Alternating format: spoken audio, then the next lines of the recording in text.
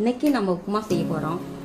அதுக்கு தேவையான பொருட்கள்: வெங்காயம், கடுகு உளுத்தம் பருப்பு, கடலைப்பருப்பு, மிளகாய், பச்சை மிளகாய், கருவேப்பிலை, ஆயில், இஞ்சி. தேவையான பொருட்கள்.